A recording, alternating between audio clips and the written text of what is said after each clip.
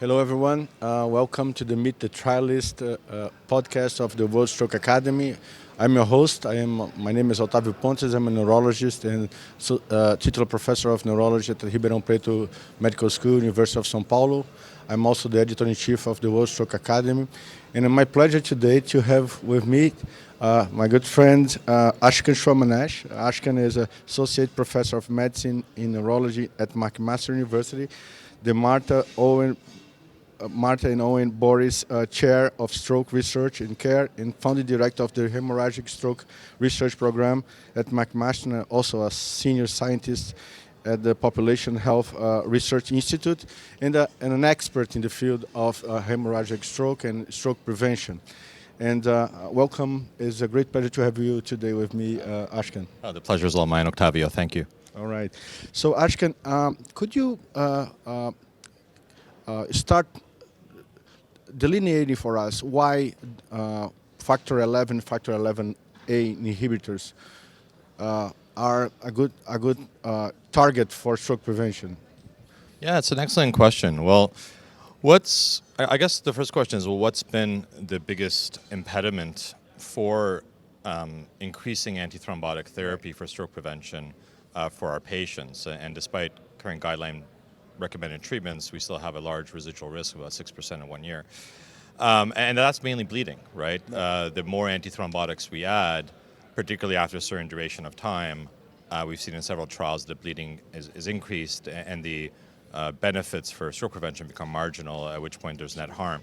So what's really exciting about factor 11 as a target is this hypothesis that's now kind of well supported by several lines of evidence that you can inhibit pathologic thrombus formation without compromising safety, right?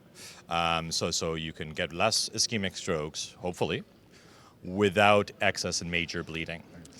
And and the reason for that is that factor 11 is kind of strategically placed in the coagulation cascade, in that when you have pathologic thrombus formation, for instance, such as through plaque rupture of an atherosclerotic plaque, it is very important to have factor 11 there for a thrombin amplification loop that leads to clot propagation and leads a small clot to become a big clot that then either occludes a vessel or becomes mobile and embolizes and becomes pathologic.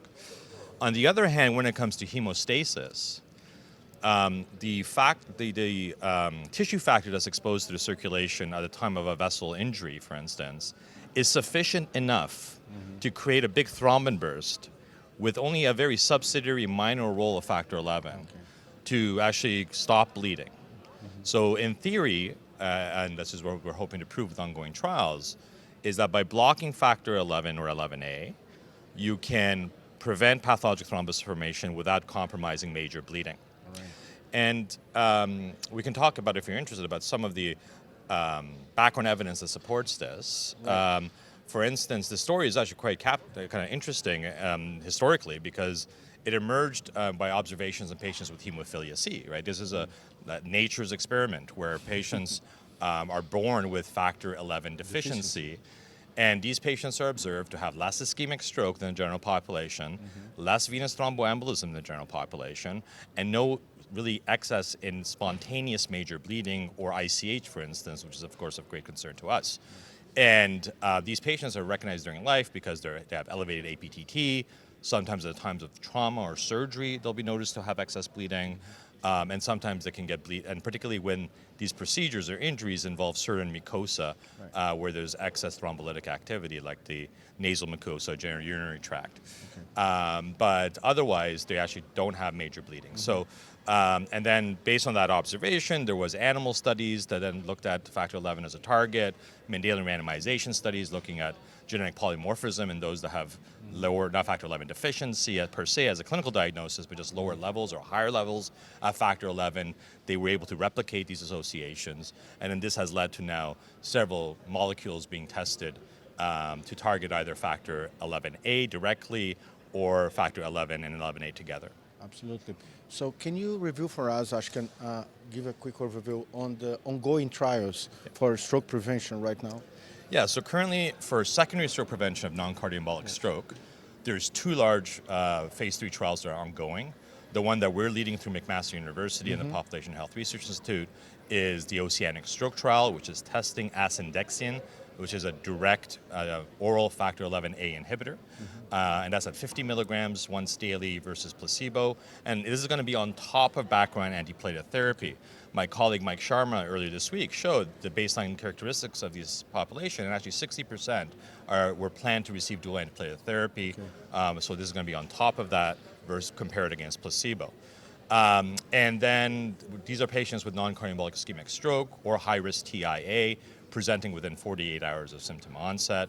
And they're actually also allowed to have thrombolysis, right? So what's actually quite interesting is, although our phase 2 study, which was a kind of, I won't get into the specifics, but it had 2 phases that then only in the second phase people were allowed to get thrombolytics, and there was only a 5% rate of thrombolysis in the Pacific stroke study that led to oceanic stroke.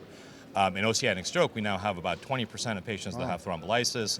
When you look at those that have thrombolysis and EVT, 25% of the population underwent thrombolysis and EVT. So it would be a very large, generalized global population of over 12,000 patients from which we could really get a good sense of how this drug behaves in the patients we see on a day-to-day basis. The other trial is the Librexia stroke study. That's milvexian, which is another direct factor 11A inhibitor, oral agent as well. That's a twice daily formulation, 25 milligrams twice daily versus placebo in a very similar population. And the primary endpoint for both trials is time to first occurrence of ischemic stroke. All right. So, what do you see would be the possible impacts of having 2 positive trials and for stroke prevention with factor 11A inhibitors looking forward? I think that's the most ideal scenario, right? You want both of these trials to be positive, to have really strong confidence in that this is indeed a new therapy that's going to help our patients. And the reality is it's going to be a game changer, right? This is going to be a big advance for secondary stroke prevention. The next massive advance after DOACs came on the market for AFib, which was about 15 years ago now.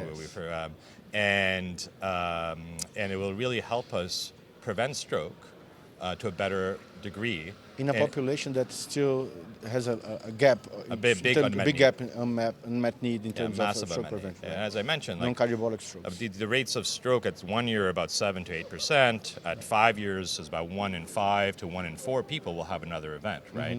And sometimes it's worth noting that in oceanic stroke, we allow anyone with an NIHSS up to 15. In Librexia stroke, I believe it's 7. Don't quote me on that, but I believe it's 7. And some people may argue, well, is it worth adding an antithrombotic therapy for minor ischemic strokes or minor to moderate ischemic strokes?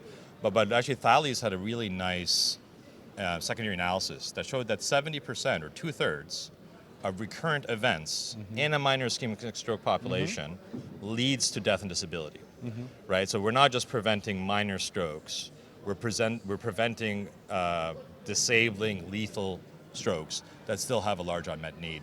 So it'll be a major advance for our patients, a major advance for our field.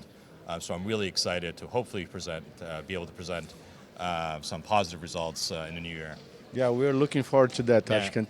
Well, thank you so much for a very kind introduction. Also, very important overview of the current ongoing trials for stroke prevention with factor 11A.